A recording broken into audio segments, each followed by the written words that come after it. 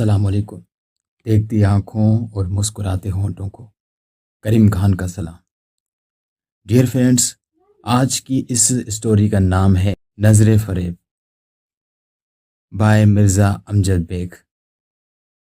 تو dear friends, آپ کو بتاتے چلیں اور آپ کی نالج کے لیے کہ یہ کوئی کہانی نہیں اور نہ ہی کوئی ناول ہے، یہ ایک کیس ہے مرزا امجد بیگ یعنی ایڈوکیٹ کا۔ اس کیس کا آغاز کرنے سے پہلے اگر آپ ہمارے چینل پر نیو ہیں تو کائنڈلی اس چینل کو سبسکرائب کر دیں اور بیل آئیکن کو پریس کرنا مت بھولیے گا، کیونکہ یہاں پہ آپ کو reality based stories, crime stories اور بہت اچھے ناولس سننے کو ملتے رہتے ہیں۔ بات شخصیت کی ہو یا کسی بھی جوڑ کی، اگر متوازن ہو تو سب کچھ اچھا لگتا ہے، مگر جہاں اس توازن میں اونچ نیچ ہوئی وہیں نگاہوں کے زاویے بھی بدل جاتے ہیں۔ جو اپنا لگتا ہے اچانک غیر ہو جاتا ہے، گویا غیر متوازن انداز میں کچھ بھی اچھا نہیں لگتا۔ تقدیر نے کچھ ایسا ہی جوڑ اس کا بھی بنا دیا تھا، یا پھر اس نے جان بوجھ کر اپنی آنکھوں پر فریب کی پٹی باندھ لی۔ ان دونوں کا کوئی جوڑا نہ تھا جسے زبردستی باندھ تو لیا گیا، مگر اسے ایک نہ ایک دن ٹوٹ جانا تھا، اور پھر اس ایک لمحے میں اس جوڑ توڑ نے ان کی زندگی کا منظرنامہ ہی بدل ڈالا۔ یہ اور بات کہ مرغی جان سے گئی اور کھانے والے کو سواد ہی نہیں آیا، مگر ہر بار ایسا نہیں ہوتا کہ صرف مرغی خاموشی سے ذبح کر دی جائے۔ کبھی کبھی رائے گاہ جانے والی قربانی بڑی شدت سے اپنا حساب مانگتی ہے۔ پرخلوص جذبوں کی تذلیل کرنے والے ایک فریبی کا عبرت اثر انجام۔ وقت بادشاہ ہے، اور یہ بادشاہ بادشاہوں کے بادشاہ مالک کائنات کے حکم پر انسانوں سے کھیلتا ہے۔ وقت کی سب سے بڑی خوبی یہ ہے کہ دولت کی طرح یہ کسی کے پاس کم اور کسی کے پاس زیادہ نہیں ہوتا۔ ہر دن میں 24 گھنٹے ہوتے ہیں اور ہر ہفتے میں 7 دن۔ یہ الگ بات کی زیرک اور چابک دست انسان موقع شاس ہوتے ہیں، وہ انسان کو پرکھنے اور برتنے کا ہنر جانتے ہیں، لہٰذا وہ سمجھداری کا مظاہرہ کر کے وقت کو اپنی لیے سود مند بنا لیتے ہیں، جبکہ نالائق اور عاقبت نا اندیش افراد اپنی کوتاہیوں اور غلط فیصلوں کے باعث وقت کو ضائع کر دیتے ہیں۔ وقت اپنی فطرت کے مطابق ہمیشہ آگے ہی سمت سفر کرتا ہے، اور گزرا ہوا وقت کبھی لوٹ کر نہیں آتا قبل اس کے کہ وہ وقت ہماری مخالفت میں کوئی فیصلہ سنا دے۔ ہمیں اپنے معاملات زندگی کا قبلہ درست کر لینا چاہیے۔ اس تمہید کے بعد میں اصل واقعے کی طرف آتا ہوں۔ اس سال اپریل کے آغاز ہی سے گرمی نے زور پکڑ لیا تھا۔ ویسے تو کراچی میں پورا سال ہی اے سی کی ضرورت بہرحال موجود رہتی ہے، لیکن اگر محتاط انداز میں بھی لگائیں تو 8 سے 10 ماہ کہیں نہیں گئے۔ خاص طور پر مارچ سے اکتوبر تک ان لوگوں کی زندگی میں اے سی کا عمل دخل رہتا ہے جو اسے افورڈ کر سکتے ہیں۔ لگتا ہے اے سی اور کاٹن کے سوٹ کی زمانہ قدیم سے کوئی خاص رشتہ داری ہے۔ انہیں حاصل کرنا اتنا دشوار نہیں ہوتا جتنا بعد میں بھگتنا۔ اگر بجلی چوری نہ کریں اور سوٹ کی کلفدار دھلائی کروائیں تو دونوں کے بلز دماغ کی چولے ہلا کر رکھ دیتے ہیں۔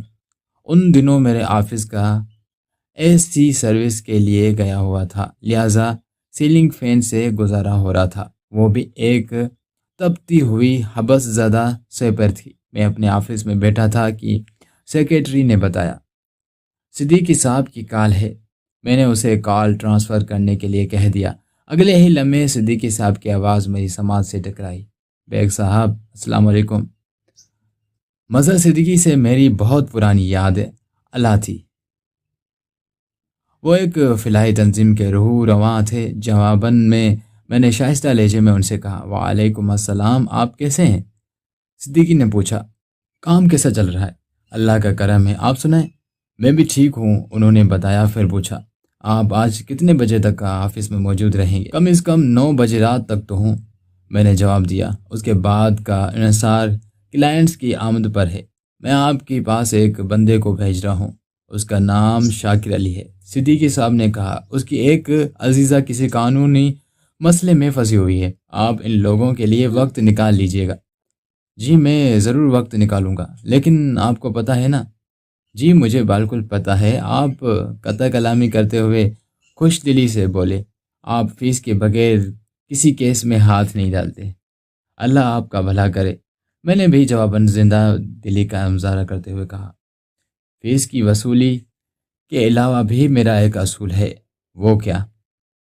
انہوں نے استفسار کیا۔ میں صرف اسی شخص کے کیس میں ہاتھ ڈالتا ہوں جس سے مطمئن ہو جاتا ہوں۔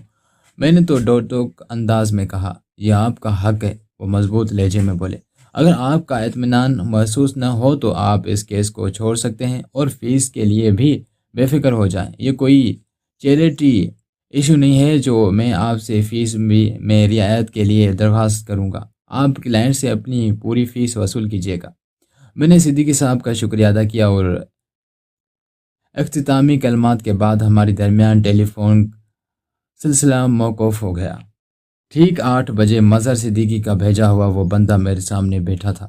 شاکر علی کی عمر کا اندازہ میں نے 45 اور 50 کے درمیان قائم کیا۔ وہ ایک خوش لباس اور دراز قامت شخص تھا۔ آنکھوں پر نظر کا چشمہ موجود تھا، صحت مناسب اور سر کے بال درمیان سے خاصی حد تک رخصت ہو چکے تھے۔ شاکر علی نے بعد ازاں مجھے بتایا کہ تاریخ روڈ پر اس کا ایک ریسٹورنٹ تھا جو خوب چلتا تھا۔ اس کی رہائش گلشن اقبال کے علاقے میں تھی۔ اپنی وضاقتہ اور رکھ رکھاؤ سے وہ ایک آسودہ حال اور خوش باش شخص دکھائی دیتا تھا۔ میں نے پیشہ ورانہ مسکراہٹ سے اس کا استقبال کرنے کے بعد پوچھا، جی شاکر صاحب، میں آپ کی کیا خدمت کر سکتا ہوں؟ صدیقی صاحب نے آپ کو میرے بارے میں کیا بتایا ہے؟ بس یہی کہ آپ کی کوئی عزیزہ کسی قانونی جھمیلے میں پھنس گئی ہے۔ میں نے ٹھہرے ہوئے لہجے میں بتایا، اور آپ اس سلسلے میں میری مدد چاہتے ہیں؟ جی بالکل، یہی بات ہے۔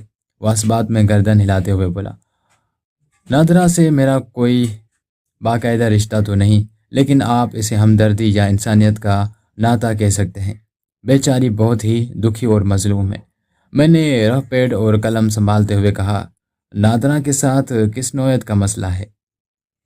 نادرہ اس وقت قتل کے ایک کیس کے سلسلے میں عدالتی ریمانڈ پر پولیس کسٹڈی میں ہے، شاکر علی نے جواب دیا۔ اوہ، میں نے گہری سانس خارج کرتے ہوئے کہا، نادرہ پر کس شخص کے قتل کا الزام ہے؟ اس کے شوہر کامران کے قتل کا الزام، شاکر نے بتایا، اور اس واقعے کی عینی شاہد بھی موجود ہیں۔ تو یوں کہیں نا کہ نادرہ قتل کی ملزمہ نہیں بلکہ مجرمہ ہے، میں نے تصحیح کرتے ہوئے کہا۔ اور آپ چاہتے ہیں کہ میں نادرہ کو بچا لوں؟ جی بالکل، میں یہی چاہتا ہوں۔ وہ اس بات میں گردن ہلاتے ہوئے بولا، قتل کی واردات میری نگاہ کے سامنے ہوئی ہے، یعنی میں بھی اس وقت جائے وقوع پر موجود تھا۔ وہ جو کچھ بھی ہوا اس میں نادرہ کا کوئی قصور نہیں۔ اس کی جگہ جو کوئی بھی ہوتا وہ اس قسم کی رد عمل کا مظاہرہ کرتا۔ شاکر صاحب، توجیہ اور وضاحت سے کسی کیس کی سنگینی کم نہیں ہو جاتی۔ میں نے کہا، اگر کسی نے قتل کیا ہے تو وہ ہر حال میں قاتل ہی کہلائے گا۔ ہر جرم کا کوئی نہ کوئی سبب یا محرک ضرور ہوتا ہے۔ آپ بالکل درست کہہ رہے ہیں وکیل صاحب، وہ تائیدی انداز میں بولا۔ جب آپ اس کیس کے پس منظر سے آگاہ ہوں گے تو مجھے یقین ہے آپ کو بھی نادرہ سے ہمدردی پیدا ہو جائے گی۔ آپ اس کے معاملے میں گہری دلچسپی لینے پر تیار ہو جائیں گے۔ اور وہ پس منظر کیا ہے؟ میں سیدھا ہو کر بیٹھ گیا۔ بیچاری نادرہ کے ساتھ ایک بہت بڑا دھوکہ ہوا ہے، شاکر علی نے بتایا۔ کامران نے پہلے ایک فریب سے نادرہ کے ساتھ شادی کی، پھر اس کا بنگلہ بیچ ڈالا اور ایک سازش کے تحت لاہور سے فرار ہو کر کراچی آ گیا، اور یہاں آنے کے بعد اس نے فوزیہ نامی ایک طرح دار حسینہ سے شادی کر لی۔ اور ایک منٹ شاکر صاحب، میں نے اس کی بات مکمل ہونے سے پہلے ہی کہا، کیا آپ کی اس عزیزہ نادرہ کا تعلق لاہور سے ہے؟ جی ہاں۔ اس نے اس بات میں گردن ہلائی۔ اور کامران کو اس نے کہاں قتل کیا ہے؟ کراچی میں، اس نے بتایا۔ بہادر آباد کے علاقے میں یہ واقعہ پیش آیا تھا۔ کامران اپنی دوسری بیوی فوزیہ کے ساتھ بہادر آباد کے ایک فلیٹ میں رہائش پذیر تھا۔ ٹھیک ہے، میں نے رف پیڈ پر اہم نوٹس لینے کے بعد کہا۔ آپ اپنی بات جاری رکھیں شاکر صاحب۔ کامران نادرہ کو لوٹنے کے بعد لاہور سے کراچی آ گیا تھا۔ وہ سلسلہ بیان کو آگے بڑھاتے ہوئے بولا، یہاں اس نے خود کو چاول کا ایک بیوپاری ظاہر کیا اور بہادر آباد کے ایک فلیٹ میں رہائش اختیار کر لی۔ چند روز بعد فوزیہ نامی ایک لڑکی سے اس کی ملاقات ہوئی اور جلد ہی ان کے بیچ خاصے مضبوط تعلقات استوار ہو گئے، جو شادی پر منتج ہوئے، اور اب وہ سانس ہموار کرنے کے لیے متوقف ہوا، پھر اپنی بات مکمل کرتے ہوئے بولا، اور اب وہ فوزیہ کے ہمراہ پاکستان سے امریکہ جانے کے لیے پر تول ہی رہا تھا کہ نادرہ لاہور سے کراچی پہنچ گئی۔ وہ کامران سے کڑی باز پرست کرنے آئی تھی، لیکن اس ملاقات پر کچھ ایسے حالات پیش آئے کہ نادرہ نے تیش کے عالم میں کامران کو قتل کر ڈالا۔ نادرہ کو یہ کیسے معلوم ہوا کہ کامران کراچی میں موجود ہے اور اس نے دوسری شادی کر لی ہے؟ میں نے ایک اہم سوال کیا۔ یہ معلومات میں نے اپنے ایک رشتہ دار صفدر علی تک پہنچائی تھی۔ اس نے بتایا، صفدر علی نادرہ کا لاہور میں پڑوسی رہا ہے، تو کیا آپ کراچی میں کامران سے ملتے جلتے رہتے تھے؟ میں نے پوچھا، جو آپ کو اس کے بارے میں سب معلومات تھی؟ نہیں جناب، ایسی کوئی بات نہیں، وہ نفی میں گردن ہلاتے ہوئے بولا۔ یہ ایک اتفاق تھا کہ چند روز پہلے میں نے کامران کو ایک دلکش عورت کے ساتھ اپنے ریسٹورنٹ میں دیکھا۔ میں لاہور میں ایک مرتبہ نادرہ اور کامران سے مل چکا تھا۔ یہ بس سرسری سی ملاقات تھی، لہٰذا میں جانتا تھا کہ کامران نادرہ کا شوہر ہے۔ میری یادداشت بہت اچھی ہے، چنانچہ کامران کا چہرہ میرے ذہن میں نقش تھا۔ جب میں نے اسے اپنے ریسٹورنٹ میں دیکھا تو فوراً پہچان لیا۔ کامران مجھے دیکھ نہیں پایا تھا۔ میں نے اپنے طور پر اس کے بارے میں معلومات حاصل کی اور پھر ساری صورتحال سے صفدر علی کو آگاہ کر دیا، اور پھر نادرہ نے کراچی پہنچ کر کامران کو موت کے گھاٹ اتار دیا۔ میں نے سرسراتی ہوئی آواز میں کہا، مجھے اس بات کا یقین ہے وکیل صاحب کہ نادرہ اس کی جان لینے کا کوئی ارادہ نہیں رکھتی تھی۔ وہ گہری سنجیدگی سے بولا، بس سب کچھ آنن فانن ہو گیا تھا۔ میں سمجھتا ہوں پیش آمدہ حالات کی روشنی میں نادرہ کے لیے کافی گنجائش نکالی جا سکتی ہے۔ مطلب یہ کہ اسے پھانسی لگنے یا عمر قید سے بچایا جا سکتا ہے، اور یہی میرا مقصد بھی ہے۔ میں نے ایک گہری سانس خارج کرتے ہوئے کہا، نادرہ کی فیملی میں اس کیس کی پیروی کون کرے گا؟ اس کی فیملی میں کوئی بھی قریبی رشتہ دار زندہ نہیں ہے، شاکر علی نے بتایا، اور اگر کوئی زندہ ہے بھی تو اس کی کوئی خیر خبر نہیں۔ یوں سمجھے کہ اس کیس میں نادرہ کی پشت پر میرے عزیز صفدر علی کا ہاتھ ہے، اور یہاں کے سارے معاملات میں دیکھوں گا۔ آپ کی فیس اور دیگر عدالتی اخراجات کا جو بھی ایشو ہو وہ آپ مجھے بتا سکتے ہیں۔ میں آپ کے جذبات کی قدر کرتا ہوں شاکر صاحب، میں نے ستائشی نظر سے اس کی طرف دیکھتے ہوئے کہا۔ میں نادرہ کے کیس میں ہاتھ ڈالنے کے لیے تیار ہوں، لیکن اس سلسلے میں میری ایک شرط ہے۔ کیسی شرط وکیل صاحب؟ وہ سوالیہ انداز میں میری طرف دیکھتے ہوئے بولا۔ صدیقی صاحب نے بتایا تھا کہ آپ فیس ایڈوانس میں لیتے ہیں، تو وہ میں ابھی ادا کرنے کو تیار ہوں۔ صدیقی صاحب نے آپ کو بالکل ٹھیک بتایا ہے، میں نے ٹھوس انداز میں کہا، لیکن اس وقت میں نے کسی اور شرط کی بات کی ہے۔ جی آپ حکم کریں، وہ سنجیدگی سے بولا۔ میں اپنے کلائنٹس کے ساتھ بہت فیئر رہتا ہوں اور توقع کرتا ہوں کہ کلائنٹس بھی میرے ساتھ بالکل فیئر رہے۔ میں نے کہا، منافقت اور دروغ گوئی مجھے قطعاً پسند نہیں، لہٰذا آپ کو مجھ سے بھرپور تعاون کرنا ہوگا۔ کامران، نادرہ اور فوزیہ کے بارے میں آپ جو کچھ بھی جانتے ہیں وہ سب مجھے بتا دیں، تاکہ میں آئندہ کا لائحہ عمل تیار کر سکوں۔ جی ضرور، اس نے اس بات میں گردن ہلاتے ہوئے کہا۔ میں خود بھی بہت اصول پسند شخص ہوں، لگتا ہے اپنی خوب جمے گی۔ اس روز شاکر علی کی زبانی اس کیس کے حوالے سے مجھے ابتدائی معلومات حاصل ہوئی۔ میں ان کا خلاصہ آپ کی خدمت میں پیش کرتا ہوں، تاکہ آپ اس مقدمے کے پس منظر سے اچھی طرح آگاہ ہو جائیں۔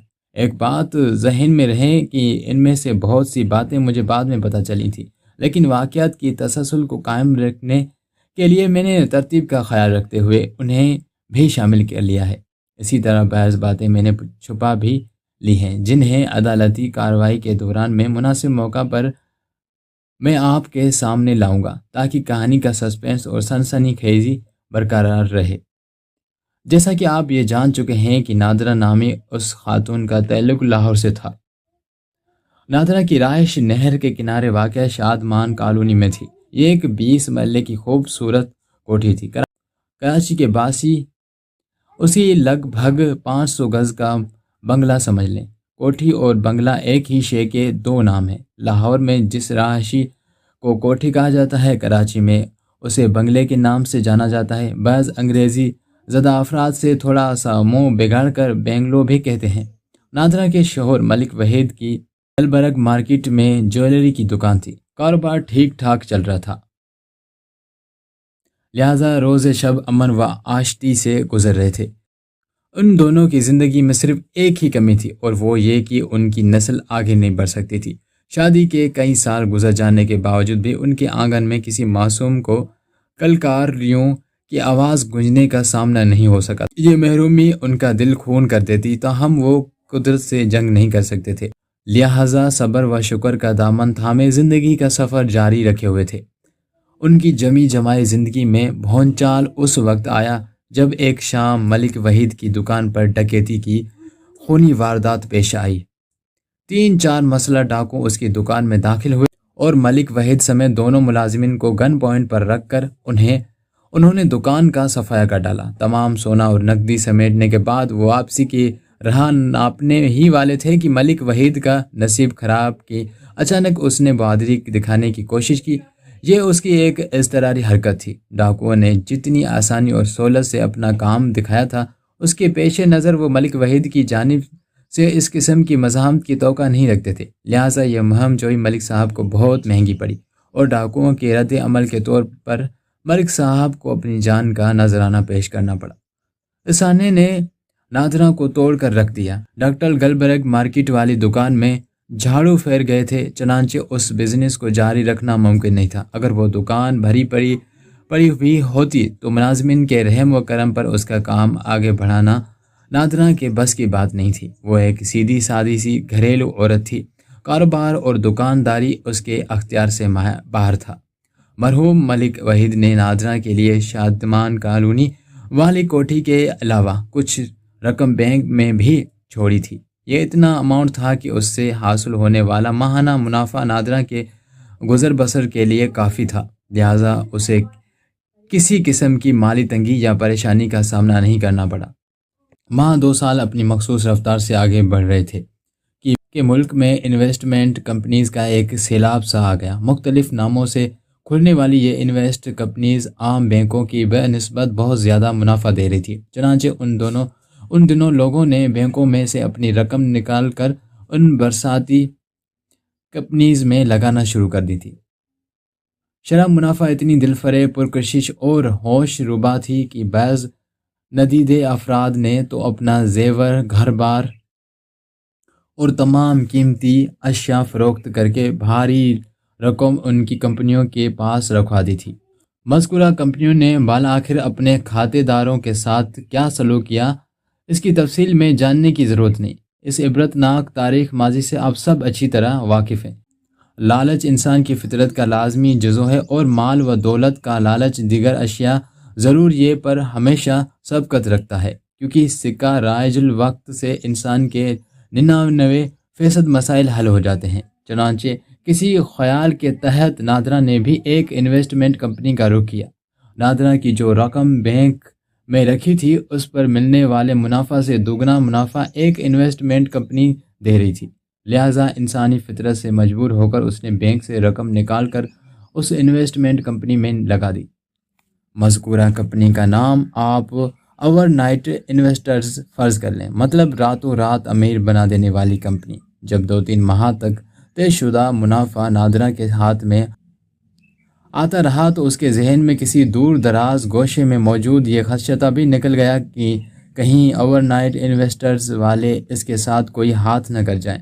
ہر ماہ دوگنا منافع ملنے لگا تو ذہن و دل کے تمام اندیشے رخصت ہو گئے، وہ مطمئن اور پرسکون ہوگی۔ لیکن یہ سکون کسی بہت بڑے طوفان کا پیش خیمہ تھا۔ اوور نائٹ انویسٹرز کے آفس میں نادرہ کی کامران سے ملاقات ہوئی۔ کامران مذکورہ کمپنی میں ملازم تھا۔ کامران کی عمر 30 کے قریب رہی ہوگی۔ وہ بہت ہی ہینڈسم اور اسمارٹ شخص تھا۔ اس پر مستثر اداس کی خوش اخلاقی نے نادرہ کو بہت متاثر کیا۔ کامران کے ہونٹوں پر ہر وقت ایک دل آویز مسکراہٹ کھیلتی رہتی تھی، اور وہ سامنے والے کی بات بہت توجہ سے سنتا تھا۔ اس کی رویے کو دیکھ کر کوئی اس کی عیاری اور خباثت کا اندازہ نہیں لگا سکتا تھا، چنانچہ سادہ لوہے نادرہ بھی اس کے لچھے دار باتوں میں آ گئی۔ نتیجتاً وہ بہت تیزی سے ایک دوسرے کے قریب ہوتے چلے گئے اور یہ قربت گل کھلائے بنا نہ رہ سکی۔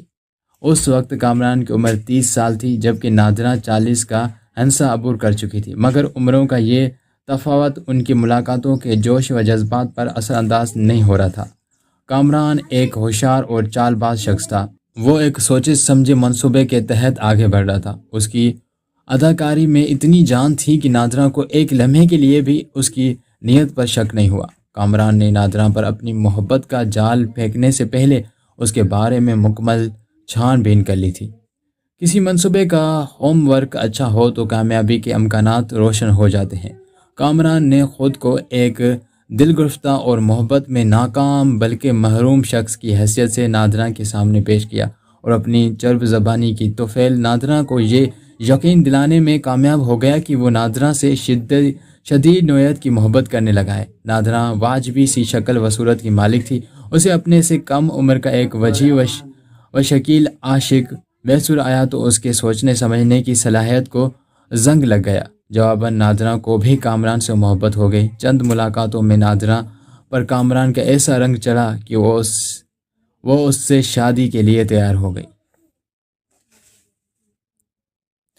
اس شادی کی خبر کوئی ڈھکی چھپی بات نہیں تھی، کیونکہ ان دونوں کی ملاقاتیں لوگوں کے علم میں آ چکی تھی۔ نادرہ کی فیملی کا کوئی چھوٹا بڑا اس کے آس پاس موجود نہیں تھا جو ان دونوں کے تیزی سے بڑھتے ہوئے مراسم میں کوئی رکاوٹ ڈالتا یا کوئی سوال اٹھاتا۔ پڑوسی صفدر علی کے کانوں تک جب نادرہ کے ارادوں کی خبر پہنچی تو اسے بہت عجیب سا محسوس ہوا۔ مرحوم ملک وحید کے ساتھ صفدر علی کے اچھے مراسم تھے، لیکن ظاہر ہے وہ نادرہ کو کھل کر منع نہیں کر سکتا تھا۔ ویسے بھی ملک وحید کے انتقال کے بعد سے نادرہ نے اپنے پڑوسیوں سے میل ملاقات بہت کم کر دی تھی۔ سچی بات تو یہ ہے کہ نادرہ آزاد اور خود مختار عورت تھی۔ وہ اپنی زندگی کے بارے میں ہر فیصلہ کرنے کا اختیار رکھتی تھی۔ اگر اس نے ایک خوبرون جوان مرد سے شادی کرنے کی ٹھان لی تھی تو اس نیک کام سے کون اسے روک سکتا تھا؟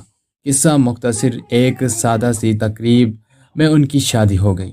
روایت تو یہی ہے کہ لڑکیاں بیاہ کر اپنے سسرال میں جاتی ہیں، لیکن یہاں کامران بیاہ کر رہنے کے لیے نادرہ کی کوٹھی میں چلا آیا تھا۔ نادرہ بہت خوش تھی، جیسے یہ شادی کر کے اس نے کوئی بہت بڑا کارنامہ سر انجام دے لیا ہو۔ ہنی مون کا عرصہ وہ دونوں ایک دوسرے میں گم رہے۔ بس کامران ڈیوٹی پر جاتا، باقی کا سارا وقت وہ نادرہ کی معیت میں گزارتا۔ اس دوران میں کامران نے اسے اتنی محبت دی کہ وہ کامران کی بے دام کنیز بن کر رہ گئی۔ اسے کامران کے سوا اس دنیا میں کچھ دکھائی نہیں دیتا تھا۔ گویا کامران بڑی ہوشیاری اور کامیابی کے ساتھ اپنے منصوبے کو پایا تکمیل تک پہنچانے کی راہ پر گامزن تھا۔ ایک رات کامران نے نادرہ سے کہا، ہنی، تمہارے لیے ایک خوشخبری ہے۔ نادرہ چونک اٹھی۔ ایک واجبی سی شکل و صورت کی مالک 40 سال عورت کی جب اس کا خوبرو 30 سالہ شوہر ہنی کہہ کر مخاطب کرے تو آپ مذکورہ عورت کی خوشی کا اندازہ لگا سکتے ہیں۔ کیسی خوشخبری کامران؟ نادرہ نے دل آویز مسکراہٹ کے ساتھ سوال کیا۔ چند روز بعد میری کمپنی انویسٹمنٹ کی ایک نئی اسکیم لانچ کر رہی ہے، کامران نے گہری سنجیدگی سے بتایا۔ لیکن اس اسکیم میں ہر کوئی اپنی رقم نہیں لگا سکے گا۔ کیا مطلب؟ میں سمجھی نہیں۔ نادرہ کے لہجے میں الجھن در آئی۔ مطلب یہ ہے کہ اس اسکیم میں اپلائی تو کوئی بھی کر سکتا ہے، وہ وضاحت کرتے ہوئے بولا۔ بس ایک سادہ سا فارم بھر کر جمع کرانا ہوگا، لیکن صرف 10 افراد کو اس اسکیم میں رقم لگانے کی اجازت دی جائے گی۔ اور لمحاتی توقف کر کے اس نے گہری سانس لی، پھر ڈرامائی انداز میں اپنی بات مکمل کرتے ہوئے بولا، اور ان 10 خوش قسمت افراد کا فیصلہ قرعہ اندازی کی بنیاد پر ہوگا۔ ایسی کیا اسکیم ہے جو اتنی لمبی چوڑی احتیاط برتی جا رہی ہے؟ نادرہ پوچھے بنا نہ رہ سکی۔ سنو گی تو بھڑک اٹھو گی، کامران اس کے تجسس کو ہوا دیتے ہوئے بولا۔ یہ بہت ہی خاص قسم کی اسکیم ہے، صحیح معنوں میں راتوں رات امیر بنا دینے والی۔ میں ضرور سننا چاہوں گی۔ نادرہ ہم تنا گوش ہو گئی۔ مجھے تفصیل سناؤ۔ اگر کوئی شخص صرف 100 دن کے لیے ہماری کمپنی میں اپنا سرمایہ لگائے گا تو ٹھیک 100 دن کے بعد اس کی رقم دوگنا ہو جائے گی، کامران نے بتایا۔ اوہ، نادرہ ایک گہری سانس لیتے ہوئے بولی، یہ تو واقعی بڑی زبردست اسکیم ہے۔ زبردست تو ہے مگر اس کے ساتھ ہی ایک مشکل بھی ہے۔ کیسی مشکل؟ کامران کی ادھوری بات کے جواب میں نادرہ نے سوال کیا۔ اس اسکیم میں کم از کم 20 لاکھ کی انویسٹمنٹ کی شرط ہے، کامران نے بتایا، جو 100 دن کے بعد 40 لاکھ روپے ہو جائیں گے۔ 100 دن کے بعد رقم لگانے والا اگر چاہے تو 40 لاکھ روپے کمپنی سے وصول کر لے، اور اگر چاہے تو مزید 100 دن لیے انویسٹ کر کے اس رقم کو 80 لاکھ بنا لے۔ واقعی یہ اسکیم تو بہت ہی سنسنی خیز اور منافع بخش ہے، نادرہ نے استرائی لہجے میں کہا، مگر اس کے ساتھ قرعہ اندازی کا دم چھلا بھی تو لگا ہوا ہے نا۔ اس دم چھلے کا توڑ ہے میرے پاس، کامران نے پراعتماد انداز میں کہا۔ کیا مطلب؟ نادرہ نے استفسار کیا۔ کمپنی میں میرا اتنا اثر رسوخ تو ہے کہ میں اپنا نام قرعہ اندازی میں بآسانی نکلوا سکتا ہوں، کامران نے بتایا۔ زبردست، نادرہ نے سراہنے والے انداز میں کہا۔ پھر وہ اس کی آنکھوں میں دیکھتے ہوئے بولی، میں محسوس کر رہی ہوں کہ تم اس اسکیم میں رقم لگانے کے بارے میں سنجیدگی سے سوچ رہے ہو۔ ہر عقل مند اور ذی شعور شخص اس سنہری موقع سے فائدہ اٹھانے کے بارے میں ضرور سوچے گا، لیکن کیا؟ کامران نے جملہ ادھورا چھوڑا تو نادرہ نے پوچھا۔ لیکن یہ کام محض عقل و شعور کے بل بوتے پر ہونے والا نہیں، کامران نے بڑی صفائی سے اپنی مقصد کی جانب بڑھتے ہوئے بولا۔ اس اسکیم میں حصہ لینے کے لیے 20 لاکھ نیٹ کیش کی بھی ضرورت ہے، اور تمہارے پاس 20 لاکھ نہیں ہے، نادرہ نے کہا، ہے نا؟ میں زیادہ سے زیادہ ادھر ادھر سے پکڑ کر 5 لاکھ روپے جمع کر سکتا ہوں، اس نے کہا، لیکن اس بزنس کے لیے مزید 15 لاکھ کی ضرورت ہوگی۔ بتاؤ میں تمہارے لیے کیا کر سکتی ہوں کامران؟ نادرہ نے وار فتگی کے عالم میں کہا، تم بہت کچھ کر سکتی ہو۔ وہ نادرہ کی آنکھوں میں بہت دور تک جھانکتے ہوئے بولا، مگر میں کہتے ہوئے ہچکچا رہا ہوں کہ کہیں تمہیں برا نہ لگ جائے۔ تمہاری کوئی بات مجھے بری نہیں لگ سکتی کامران، تم میری زندگی ہو، میرا سب کچھ ہو۔ وہ بے حد جذباتی لہجے میں بولی، بتاؤ کیا کرنا ہے؟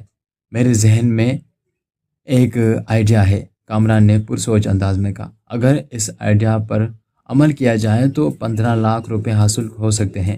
اور وہ آئیڈیا کیا ہے؟ نادرہ نے پوچھا۔ ہم اس کوٹھی کو فروخت کر دیتے ہیں، کامران نے اپنا ارادہ ظاہر کر ہی دیا۔ کامران کو یقین تھا کہ نادرہ اس کی بات سے انکار نہیں کر سکے گی۔ اس نے نادرہ کو دل و دماغ میں اترنے کے لیے بہت محنت کی تھی، لہٰذا اب اس محنت کا پھل کھانے کا وقت آ گیا تھا۔ یہ کوٹھی تمہاری کسی خواہش سے زیادہ اہم نہیں ہے کامران، نادرہ نے گہری سنجیدگی سے کہا، لیکن اس کام میں ہاتھ ڈالنے سے پہلے یہ سوچنا ہوگا کہ ہم 100 دن تک رہیں گے کہاں؟ یہ سوال میرے ذہن میں بھی تھا، کامران چالاکی سے بولا، لہٰذا میں نے اس کا بندوبست بھی کر لیا ہے۔ کیسا بندوبست؟ نادرہ نے پوچھا۔ میرے ایک دوست کی فیملی 3-4 ماہ کے لیے سعودی عرب جا رہی ہے، وہ کمال ہوشیاری سے بولا۔ ان کی غیر موجودگی میں وہ گھر خالی رہے گا، 3 کمروں کا صاف ستھرا گھر ہے۔ میں نے اپنے دوست سے اس سلسلے میں بات کر لی ہے، اسے کوئی اعتراض نہیں، وہ 3 ماہ کے لیے اپنا گھر مجھے استعمال کرنے کے لیے دینے کو راضی ہے۔ تمہارے دوست کا گھر کس علاقے میں ہے؟ نادرہ نے اپنی معلومات کی غرض سے پوچھا۔ اشرا میں، کامران نے بتایا، ادھر سلطان احمد روڈ پر گلاس فیکٹری کے نزدیک ہے یہ گھر۔ نادرہ سوچ میں پڑ گئی۔ کامران نے کہا، میں جانتا ہوں کہ اشرا والا وہ گھر شادمان کالونی والی اس کوٹھی کا مقابلہ تو نہیں کر سکتا، لیکن جانو صرف 100 دن کی بات ہے، اس کے بعد 40 لاکھ ہمارے ہاتھ میں ہوں گے تو ہم اپنی مرضی سے شہر کے کسی پوش علاقے میں عالیشان گھر خرید لیں گے۔ بس چند روز تک تمہیں میرے ساتھ قدرے چھوٹے گھر میں رہنا ہوگا۔ بات چھوٹے اور بڑے گھر کی نہیں ہے کامران، وہ محبت میں ڈوبے ہوئے لہجے میں بولی، میں تمہارے ساتھ جنگل بیابان میں بھی رہ سکتی ہوں۔ تمہاری محبت میرے لیے کسی شاہی محل سے کم نہیں ہے، بس میرے ذہن میں ایک خوف سا ہے۔ کیسا خوف؟ کامران نے استفسار کیا۔ 20 لاکھ کوئی معمولی رقم نہیں ہوتی، وہ اپنے خدشات کے نوکے زبان تک لاتے ہوئے بولی۔ اگر خدا نہ خواستہ کوئی اونچی نیچ ہو گئی تو اس کا مطلب ہے تمہیں مجھ پر بھروسہ نہیں ہے۔ کامران نے شاکی نظر سے اپنی بیوی کے جانب دیکھا۔ ایسا نہ کہو کامران، وہ تڑپ کر بولی، میری جان بھی تم پر قربان ہو۔ پھر کیا مسئلہ ہے؟ اصل میں یہ رقم ہم کمپنی میں لگائیں گے نا، نادرہ نے دبی زبان میں کہا۔ اگر وہاں کوئی گڑبڑ ہو گئی تو؟ کچھ نہیں ہوگا، وہ زیر لب مسکراتے ہوئے مضبوط لہجے میں بولا۔ یہ انویسٹ کمپنی بہت مستحکم ہے، تمہیں باقاعدگی کے ساتھ کئی ماہ سے منافع مل رہا ہے نا، اب بھی کچھ نہیں ہوگا۔ اللہ کی فضل و کرم سے ٹھیک 100 دن کے بعد ہم 40 لاکھ کے مالک بن جائیں گے، دیکھ لینا یہ 3 ماہ پر لگا کر اڑ جائیں گے۔ کامران کی بات نادرہ کی سمجھ میں آ گئی اور وہ اپنی کوٹھی فروخت کرنے کے لیے تیار ہو گئی۔ کامران نے اپنے رویے سے نادرہ کے دل و دماغ کو اس طرح اپنی مٹھی میں جکڑ رکھا تھا کہ وہ اس کی ذات کے حوالے سے منفی انداز میں سوچ بھی نہیں سکتی تھی۔ رشتے میں کامران اس کا مجازی خدا تو تھا، مگر وہ کامران کی فریبی محبت میں اس قدر ڈوب چکی تھی کہ حقیقی خدا سے زیادہ اس پر بھروسہ کرنے لگی تھی، اور اس نوعیت کی اندھے اعتماد کا جو انجام ہوتا ہے، نادرہ کے ساتھ بھی وہی ہوا۔ شادمان کالونی والی کوٹھی لگ بھگ 15 لاکھ میں فروخت ہو گئی اور وہ لوگ اچرا والی مکان میں شفٹ ہو گئے۔ ایک بات ذہن میں رہے کہ یہ واقعہ آج سے بہت سال پہلے کا ہے۔ مذکورہ کوٹھی کی قیمت آج کی مارکیٹ کے حساب سے کسی بھی طرح 10 کروڑ سے کم نہیں ہوگی۔ اچرا والے مکان میں رہائش اختیار کیے انہیں لگ بھگ 1 ماہ ہو چکا تھا۔ زندگی معمول کے مطابق گزر رہی تھی۔ کامران نے نادرہ کے اطمینان کے خاطر دیوار گیر کے کیلنڈر پر بولڈ مارکر کی مدد سے 100 دن کی تاریخوں کے گرد دائرے لگا دیے تھے اور 101 والے دن پر لکھا تھا جشن آزادی، اور اتفاق سے یہ تاریخ 13 اگست تھی، یعنی اگلے روز 14 اگست کو پاکستان کا یوم آزادی بھی تھا۔ اس سال وہ ڈبل جشن آزادی منانے والے تھے۔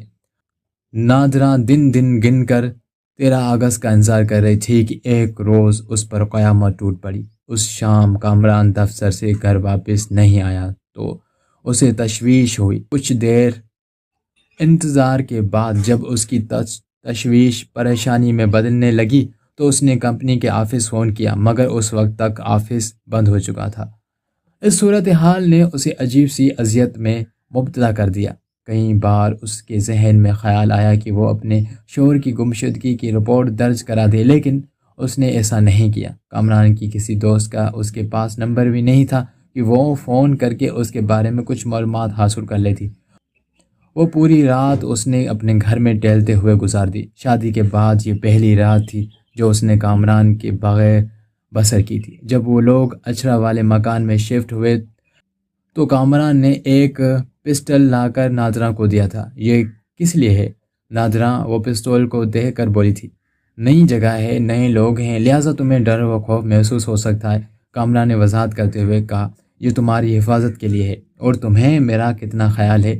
نادرہ ستائشی نظر سے اپنے شوہر کو دیکھتے ہوئے بولی۔ مگر میں نے کبھی گن استعمال نہیں کی، اگر کبھی ضرورت پڑ بھی گئی تو میں اس پستول کو چلاؤں گی کیسے؟ اللہ نہ کرے کہ کبھی اس کے استعمال کی ضرورت پیش آئے، کامران نے کہا۔ یہ حفظ مؤقت کے لیے ہے، تاہم میں تمہیں پستول چلانا سکھا بھی دوں گا۔ ویسے بھی دکھانے سے بھی کام چل جاتا ہے۔ بعض لوگ تو کھلونا پستول سے چوری اور ڈکیتی کی بڑی بڑی وارداتیں کر ڈالتے ہیں، یہ تو پھر بھی اصلی ہے۔ اگر تمہیں کبھی کسی بھی شخص سے کوئی خطرہ محسوس ہو تو فوراً پستول نکال لینا، وہ تمہارے ہاتھ میں گن دیکھتے ہی پسپا ہو جائے گا اور تم محفوظ سے ہوگی۔ لمحاتی توقف کر کے اس نے نادرہ کے چہرے کے تاثرات کا جائزہ لیا اور ان الفاظ میں اضافہ کیا۔ چور، سانپ اور ہتھیار کی بڑی وحشت ہوتی ہے، یہ اصلی ہوں یا نقلی، سامنے والے کے چھکے چھڑا دیتے ہیں۔ اس رات بھی مذکورہ پستول نادرہ کے پاس تھا، لیکن کامران کے واپس نہ آنے کی پریشانی نے اس کے سوچنے سمجھنے کی صلاحیت کو مفلوج کر کے رکھ دیا تھا۔ وہ خوف زدہ نہیں تھی جو اسے پستول کا خیال آتا، وہ مضطرب اور فکر مند تھی کہ اس کے شوہر کے ساتھ آخر ہوا کیا ہے، کہیں کامران کو کوئی حادثہ تو پیش نہیں آ گیا۔ وہ رات جیسے تیسے گزری۔ اگلی صبح وہ اس کے آفس پہنچ گئے اور یہاں آ کر گویا اس پر ایک قیامت سی ٹوٹ پڑی۔ اسے بتایا گیا کہ کامران نے چند روز پہلے کمپنی کو چھوڑ دیا ہے، اسے کوئی اور اچھی جاب مل گئی تھی، لہٰذا وہ کمپنی کو اپنا استعفیٰ دے کر رخصت ہو گیا تھا، اور اب اس کے بارے میں کوئی کچھ نہیں جانتا تھا کہ وہ کہاں ہے اور کیا کر رہا ہے۔ اس صورتحال نے نادرہ کے دماغ کا فیوز اڑا دیا۔ وہ کمپنی کے مینیجر کے کمرے میں پہنچ گئی اور اسے اپنی پریشانی سے آگاہ کیا۔ مینیجر نے توجہ سے اس کی بات سنی اور آخر میں افسوسناک انداز میں گردن ہلاتے ہوئے بولا، بی بی، اگر آپ بالکل سچ کہہ رہی ہیں تو پھر اس امر میں کسی شک و شبے کی گنجائش نہیں کہ آپ کے ساتھ دھوکہ ہوا ہے۔ ہمارے ریکارڈ میں تو یہ بھی نہیں ہے کہ کامران نے آپ سے شادی کی تھی۔ بہرحال وہ ہماری کمپنی چھوڑ کر جا چکا ہے، اب اس سے ہمارا کوئی تعلق واسطہ نہیں۔ اور 20 لاکھ کی انویسٹمنٹ، نادرا نے مردہ سے لہجے میں کہا۔ میں نے کہا نا، کامران نے آپ کے ساتھ سنگین دھوکہ کیا ہے، مینیجر ایک لفظ پر زور دیتے ہوئے بولا۔ ہماری کمپنی نے ایسی کوئی اسکیم لانچ نہیں کی جس میں رقم لگانے سے 100 دن میں پیسے دوگنا ہو جاتے ہیں۔ اگر آپ کی کہانی سچی ہے تو پھر کامران نے آپ کو الو بنایا ہے۔ البتہ آپ نے ابتدا میں ہماری کمپنی میں جو رقم انویسٹ کی تھی اس پر آپ کو ہر ماہ باقاعدہ منافع ملتا رہے گا، اور آپ جب چاہیں وہ رقم نکلوا بھی سکتی ہیں۔ میرے ساتھ فراڈ ہوا ہے اور آپ کی کمپنی کے ایک نمائندے نے مجھے دھوکہ دیا ہے، ناظرہ غصے لہجے میں بولی۔ میں پولیس کے پاس جاؤں گی۔ میڈم، پہلی بات تو یہ کہ کامران یہ کمپنی چھوڑ کر جا چکا ہے، مینیجر نے دو ٹوک انداز میں اختیار کرتے ہوئے کہا۔ اب اس کا اس کمپنی کے ساتھ کوئی تعلق واسطہ نہیں۔ آپ کے ساتھ آپ کے شوہر نے فراڈ کیا ہے تو آپ بڑے شوق سے پولیس کے پاس جائیں اور اپنے شوہر کے خلاف قانونی چارہ جوئی کریں، مگر میں نے اپنی کوٹھی بیچ کر 20 لاکھ آپ کی کمپنی میں لگائے تھے، نادرا سٹ پٹائے ہوئے لہجے میں بولی۔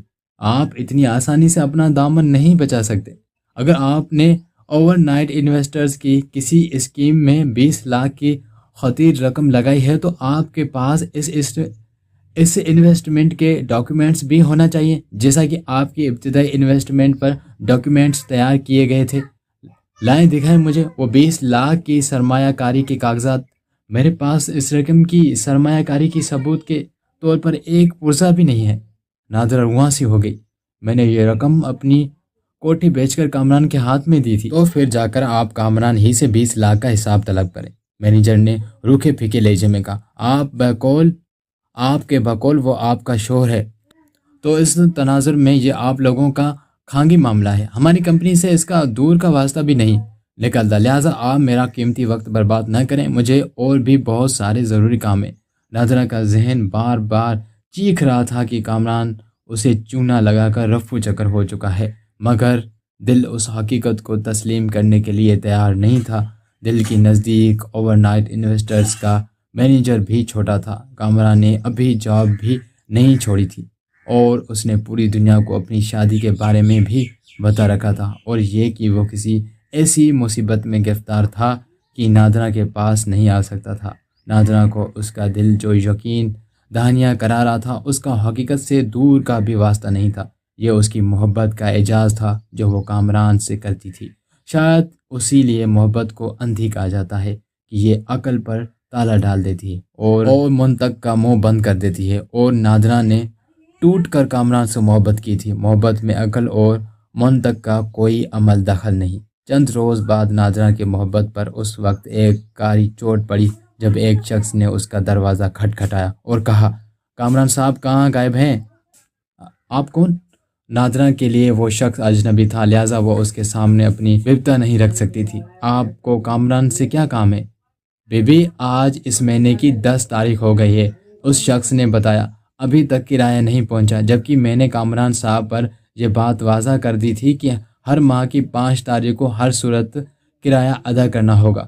ناظرہ کو یہ سمجھنے میں چندہ کوئی وقت محسوس نہیں ہوا کہ اس مکان کے سلسلے میں بھی کامران نے اس کے ساتھ سنگین نوعیت کی غلط بیانی کی تھی۔ یہ مکان اس کے کسی دوست کا نہیں بلکہ کرائے کا تھا، اور مالک مکان اس وقت اس کے سامنے کھڑا تھا اور کرائے کا تقاضا کر رہا تھا۔ چاہے کچھ بھی تھا، لیکن ناظرہ کو اپنی محبت کی توہین گوارا نہیں تھی۔ اس نے اپنے اندرونی بھونچال پر جیسے تیسے قابو پایا اور نہایت ہی ٹھہرے ہوئے لہجے میں بولی، میں بہت معذرت خواہ ہوں کہ آپ کو کرائے کے لیے میرے دروازے تک آنا پڑا۔ اصل میں کامران چند روز سے لاہور سے باہر گئے ہوئے ہیں، اور کرائے کے بارے میں مجھے بتانا بھول گئے ہوں گے۔ بہرحال میں کل آپ کو کرایہ دے دوں گی۔ مالک مکان شکریہ ادا کر کے رخصت ہو گیا۔ اس نئے ہولناک انکشاف نے ناظرہ کو اندر باہر سے توڑ کر رکھ دیا۔ وہ پھوٹ پھوٹ کر بند کمرے میں رونے لگی تاکہ اس کی محبت کی رسوائی کی داستان اس مکان کے در و دیوار سے باہر نہ جا سکے۔ کرایہ ادا کرنے کا کوئی مسئلہ نہیں تھا، اس کے ہاتھ میں پیسے رہتے تھے اور اوور نائٹ سے ماہانہ اتنا منافع مل جاتا تھا کہ وہ مذکورہ مکان کا کرایہ ادا کرنے کے ساتھ ہی بڑے اچھے انداز میں گزر بسر کر سکتی تھی۔ مسئلہ معاش کا نہیں تھا، مسئلہ تو اعتماد اور بھروسے کا تھا۔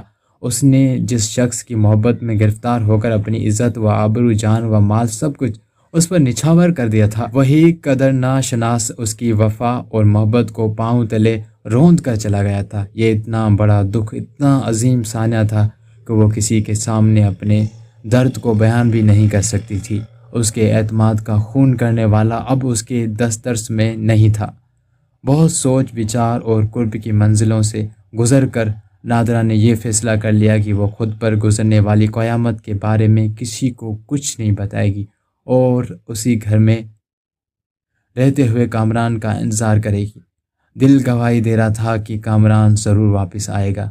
نادرہ کا کیس شاکر علی کے توسط سے مجھ تک پہنچا تھا، اور یہ شاکر علی کسی صفدر علی کا رشتہ دار تھا جو کبھی شادمان کالونی لاہور میں نادرہ کا پڑوسی تھا۔ بعد ازاں کامران سے شادی کر کے نادرہ شادمان کالونی سے اچھرا کے علاقے میں شفٹ ہو گئی تھی۔ شاکر علی نے ایک بار نادرہ اور کامران کو میاں بیوی کی حیثیت سے لاہور میں اس وقت دیکھا تھا جب وہ اپنے عزیز صفدر علی سے ملنے لاہور گیا ہوا تھا۔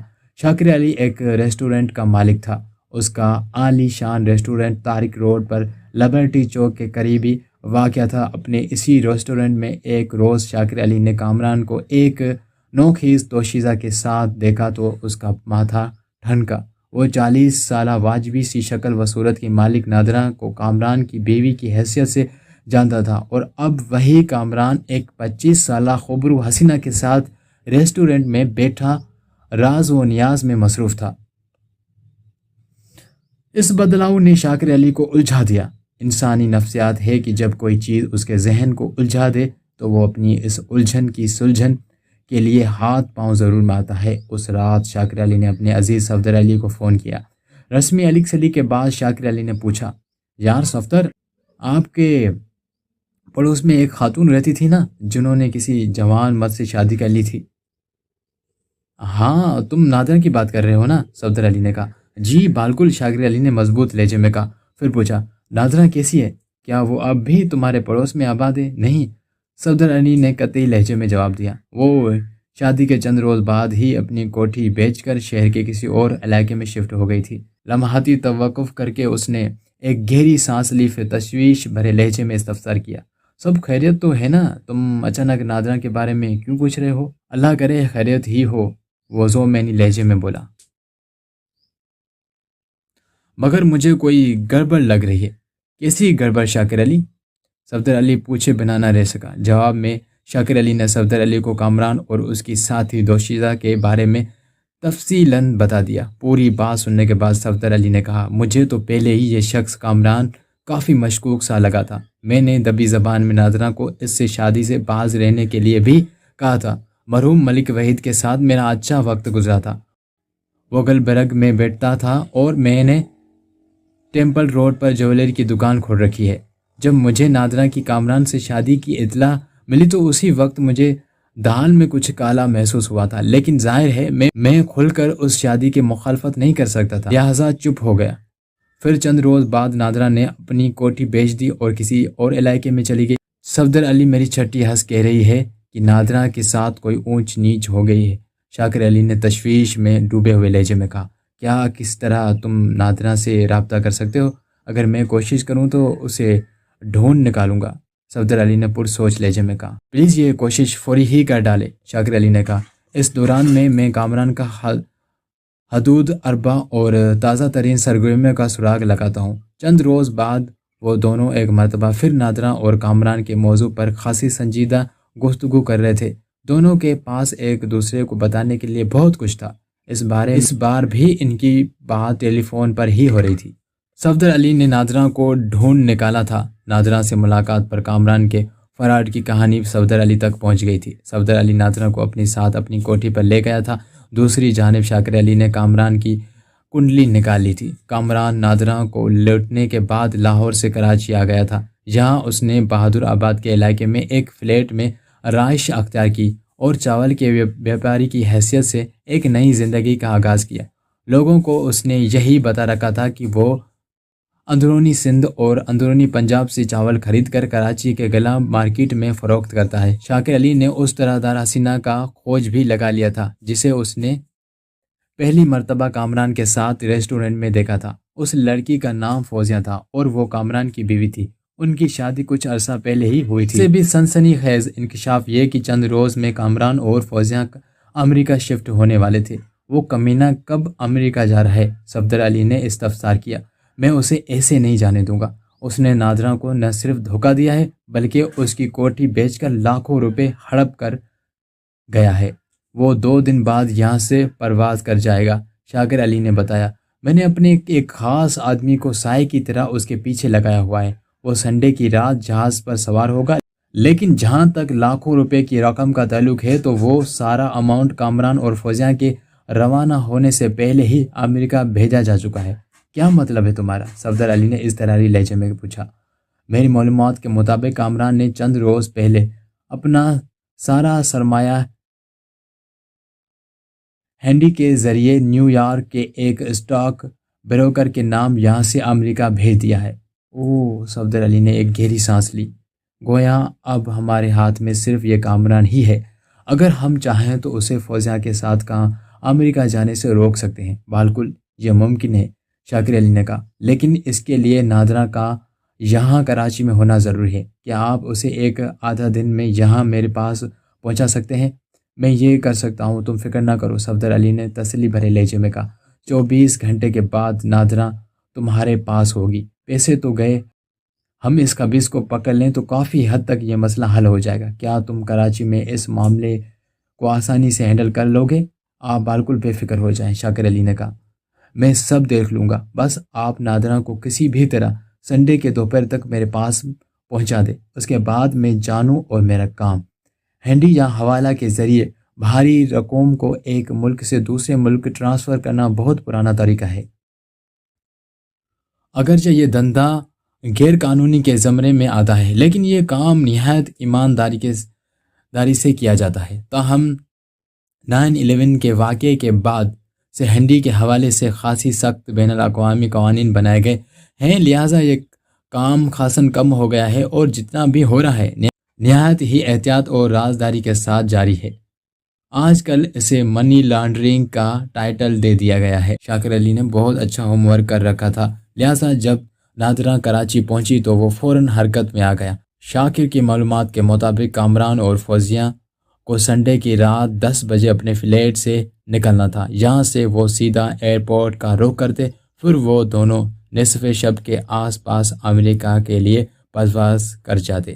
امریکہ میں عیش و عشرت کی زندگی گزارنے کے لیے ایک تگڑی رقم نیو یارک ٹرانسفر ہو چکی تھی۔ نادرہ کے اعتماد کو دھوکہ دینے کے علاوہ کامران نے اس سے لگ بھگ 15 لاکھ روپے ہتھیا لیے تھے۔ یہ تو ایک کیس تھا، وہ ہتھے چڑھتا تو پتہ چلتا کہ اس کمبخت نے اور کہاں کہاں اور کیا کیا گل کھلا رکھے تھے۔ شاکر علی چونکہ ریسٹورنٹ لائن کا بندہ تھا، لہٰذا ہر قسم کے لوگوں سے اس کا ملنا جلنا رہتا تھا۔ اس نے اس مشن کے لیے اپنے 1-2 مستعد جاننے والوں کو پہلے ہی سے تیار کر رکھا تھا۔ چنانچہ قبل اس کے کہ کامران فوزیہ کے ہمراہ بہادر آباد والے فلیٹ سے ایئرپورٹ کے لیے روانہ ہوتا، شاکر علی نادرہ اور اپنے بندوں کے ساتھ موقع پر پہنچ گیا۔ یہ بہادر آباد کا بارونق کمرشل علاقہ تھا۔ شاکر علی کی معلومات کے مطابق وہ فلیٹ کامران نے کرائے پر لے رکھا تھا اور اب وہ یہاں سے اپنے پر سمیٹ کر ہزاروں میل دور ایک نئے آشیانے کی جانب کوچ کرنے والا تھا۔ جب یہ لوگ کامران کی گلی میں داخل ہوئے تو اپارٹمنٹس کی بلڈنگ کے نیچے ایک ٹیکسی کھڑی دکھائی دی، جو یقیناً کامران اور فوزیہ کو لے کر ایئرپورٹ جانے والی تھی۔ اگلے ہی لمحے بلڈنگ کی سیڑھیوں سے کامران باہر نکلتا دکھائی دیا۔ اس کے ہاتھ میں ایک سوٹ کیس تھا، جبکہ اس کے عقب میں فوزیہ ایک چھوٹا سفری بیگ اٹھائے دکھائی دی۔ ان پر نگاہ پڑتے ہی ٹیکسی ڈرائیور نے ٹیکسی کی ڈکی کھول دی تاکہ کامران اپنے سامان کو ڈکی میں رکھ سکے۔ اسی لمحے شاکر علی اپنے بندوں کے ہمراہ کامران کے جانب بڑھا۔ نادرہ کو گاڑی کے اندر بیٹھنے کی ہدایت کی گئی تھی۔ نادرہ نے خود کو چھپانے کے لیے ایک بڑی سی چادر اوڑھ رکھی تھی۔ کامران نے 3 افراد کو اپنی جانب بڑھتے دیکھا تو اس کے چہرے پر الجھن کے آثار نظر آئے۔ شاکر علی نے اس کے سامنے پہنچ کر سپاٹ لہجے میں استفسار کیا۔ آپ کامران صاحب ہیں نا؟ جی، کامران نے جواب دیا۔ پھر پوچھا، آپ کون؟ شاکر نے اس کے سوال کا جواب دینے کے بجائے فوزیہ کی جانب اشارہ کرتے ہوئے کہا، یہ غالباً آپ کی بیوی ہیں اور لگتا ہے آپ لوگ کسی طویل سفر پر روانہ ہونے والے ہیں۔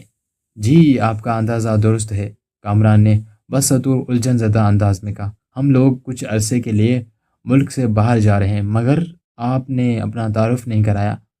ہم خدائی فوجدار ہیں، شاکر نے میں نے خیز لہجے میں کہا۔ بچھڑے ہوئے لوگوں کو آپس میں ملانا ہمارا نصب العین ہے اور ہم اسی غرض سے آپ کے پاس آئے ہیں۔ مگر میرا تو کوئی بچھڑا ہوا نہیں ہے، کامران نے دائیں بائیں دیکھتے ہوئے عجیب سے لہجے میں کہا۔ مجھے کسی سے نہیں ملنا، پلیز آپ میرا وقت برباد نہ کریں۔ ہمیں ایئرپورٹ جانے میں دیر ہو گئی تو ہماری فلائٹ نکل جائے گی۔ فلائٹ تو یقیناً نکل جائے گی مسٹر کامران، شاکر علی نے زیر خند لہجے میں کہا۔ امریکہ جانے کا خیال ذہن سے نکال دیں اور اس شخصیت سے ملیں جو آپ سے ملنے کے لیے طویل سفر کر کے یہاں پہنچی ہے۔ یہ کیا بکواس ہے، کامران جھنجھلاہٹ آمیز لہجے میں بولا۔ شاکر نے نادرہ کو اشارہ کیا، وہ گاڑی سے باہر نکل آئی۔ پھر وہ کامران کی طرف مڑتے ہوئے بولا، یہ بکواس نہیں، حقیقت ہے، ایک ایسی حقیقت جو تم پر بجلی بن کر گرے گی اور تمہارے حواس کی ایسی کم تیسی کر کے رکھ دے گی۔ اس دوران میں نادرہ گاڑی میں سے نکل کر کامران کے سامنے پہنچ چکی تھی۔ اس کا جسم چادر میں لپٹا ہوا تھا، تاہم چہرہ پوری طرح کھلا تھا اور نادرہ پر نگاہ پڑتے ہی کامران کے چہرے پر زردی سی کھن گئی تھی۔ یہ تمہاری بچھڑی ہوئی بیوی ہے یا تم اس کے بچھڑے ہوئے شوہر ہو، یہ فیصلہ تو بعد میں بھی کیا جا سکتا ہے، شاکر علی نے طنزیہ لہجے میں کہا۔ فی الحال مسئلہ یہ درپیش ہے کہ ہم تمہیں نادرہ کے لاکھوں روپے لوٹ کر اور اس کے اعتماد کا خون کر کے امریکہ نہیں جانے دیں گے۔ تم یہاں سے ایئرپورٹ نہیں بلکہ سیدھے حوالات میں پہنچو گے۔ یہ کیا بے ہودگی ہے، کامران نے سر پٹائے ہوئے لہجے میں بولا۔ مجھے ایسا مذاق ہرگز پسند نہیں ہے۔ صورت حال کی نزاکت کو دیکھتے ہوئے فوزیہ آگے بڑھی۔ پھر نادرہ کی جانب اشارہ کرتے ہوئے اس نے تیز لہجے میں کامران سے استفسار کیا، کیا یہ عورت تمہاری بیوی ہے؟ بالکل نہیں، وہ کمال ڈھٹائی سے نفی میں گردن ہلاتے ہوئے بولا۔ میں تو اس عورت کو جانتا تک نہیں، میں تو آج اسے پہلی مرتبہ دیکھ رہا ہوں۔ پہلے اعتماد کا خون، پھر 15-20 لاکھ کی ڈز اور اب پہچاننے سے انکار۔ اس صورتحال نے نادرہ کے ذہن کے پرخچے اڑا دیے۔ اس کے وجود پر ایک لرزہ سا طاری ہو گیا۔ اس کے سامنے ایک ایسا شخص کھڑا تھا جس نے اسے محبت کا فریب دے کر نہ صرف مال و جائیداد سے محروم کر دیا تھا بلکہ اسے در بدر کر کے اسی سے لوٹی ہوئی دولت کے بل بوتے پر وہ اپنی نو عمر بیوی کے ساتھ عیش و عشرت کی زندگی گزارنے امریکہ جا رہا تھا۔ نادرہ کا دماغ الٹ گیا۔ اچانک اس نے چادر اتار پھینکی اور بجلی ایسی سرعت کے ساتھ اس نے اپنی پرس میں سے ایک خطرناک پستول برآمد کیا اور آن واحد میں اس نے کامران پر یکے بعد دیگرے 3 فائر کر دیے۔ شاکر علی اینڈ کمپنی اس قسم کی سچویشن کا تصور بھی نہیں کر سکتے تھے۔ سب کچھ چشم و زدن میں رونما ہو گیا تھا۔ قبل اس کے کہ وہ لوگ نادرہ کو اس حرکت سے باز رکھنے کی کوشش کرتے، وہ اپنا کام کر چکی تھی۔ کامران اپنے دفاع میں کچھ نہ کر سکا اور گولیاں کھانے کے بعد کسی کٹے ہوئے شہتیر کے مانند گرا اور زمین بوس ہو گیا۔ وہ اپنے ہی خون میں لت پت پڑا تھا۔ نادرہ نے پستول کو اس کی لاش پر پھینکا اور خوابناک لہجے میں بولی، کامران تم مجھے نہیں جانتے نا، آج کے بعد میں بھی تمہیں نہیں جانتی۔ یہ پستول تم ہی نے مجھے لا کر دیا تھا کہ میں اپنی حفاظت کر سکوں۔ دیکھ لو، آج کسی طرح میں نے اپنی حفاظت کی ہے۔ ایک لٹیرا میرا اعتماد، میری دولت، میری جائیداد اور سب سے بڑھ کر میری محبت لوٹ کر امریکہ فرار ہو رہا تھا۔ میں نے اسے ختم کر ڈالا۔ پھر وہ زمین پر اکڑوں بیٹھ کر پھوٹ پھوٹ رونے لگی۔ کوئی نہیں جان سکتا تھا کہ وہ اسے اپنے کیے کا افسوس تھا یا وہ اپنی مرحوم محبت کا ماتم کر رہی تھی۔ یہ آنسو بڑے بے زبان ہوتے ہیں، کچھ نہیں چلتا، کچھ پتہ نہیں چلتا خون جگر کس کے لیے آنکھوں سے بہہ گیا۔ تو ڈیئر فرینڈس، امید ہے آپ کو یہ ہمارا ایپیسوڈ پسند آیا ہوگا۔ اگلا ایپیسوڈ انشاءاللہ جلد آئے گا۔ اور اس خون کے بعد اس لڑکی کو پولیس اٹھا کر لے جاتی ہے اور اسے خون کے الزام میں جیل ہو جاتی ہے، اور مرزا امجد بیگ صاحب اس کو رہائی کے لیے اور اس کا کیس لڑنے کے لیے آئیں گے، اور آگے بہت کچھ ہوگا جو آپ کو بہت دلچسپ لگے گا۔ اس کے ساتھ اگر آپ نے ہمارا چینل سبسکرائب نہیں کیا تو پلیز چینل کو سبسکرائب کر دیجیے گا اور بیل آئیکن کو پریس کر کے آل پر سیٹ کر دیجیے گا تاکہ ہر ہماری نیو اپڈیٹ آپ تک پہنچ سکے۔ شکریہ۔